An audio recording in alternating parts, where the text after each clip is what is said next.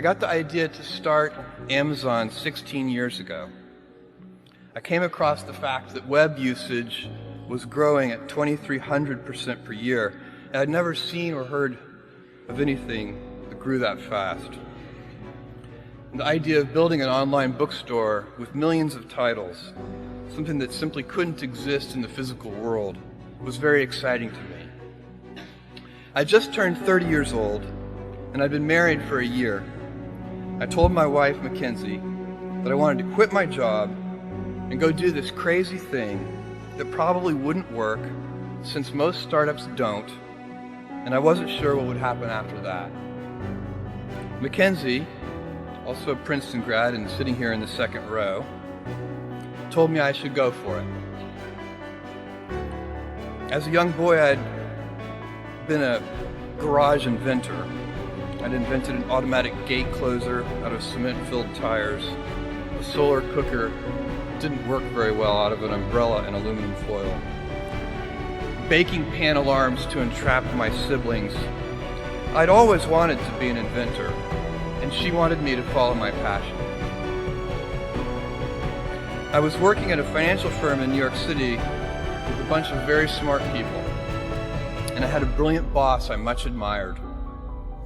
I went to my boss and told him I was going to start a company selling books on the internet.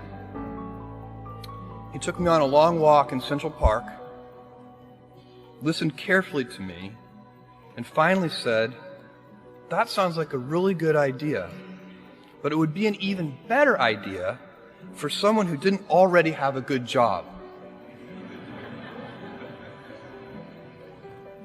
That logic made some sense to me, and he convinced me to think about it for 48 hours before making the final decision.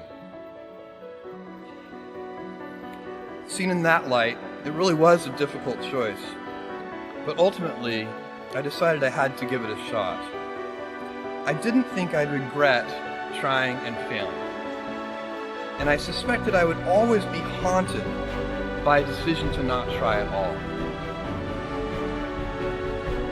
After much consideration, I took the less safe path to follow my passion, and I'm proud of that choice.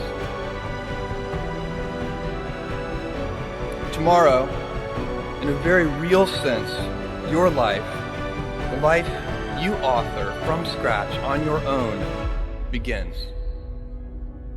How will you use your gifts? What choices will you make? Will inertia be your guide, or will you follow your passions? Will you follow dogma, or will you be original? Will you choose a life of ease, or a life of service and adventure?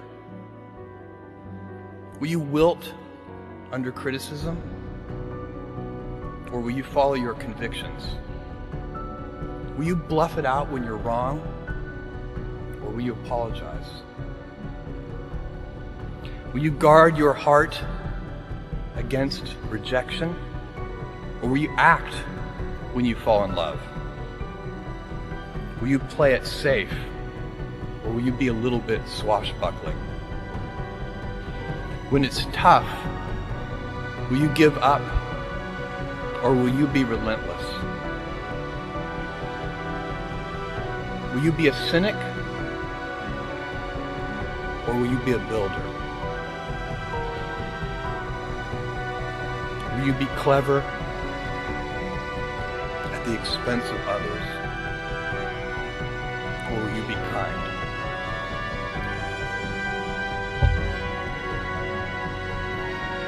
I will hazard a prediction.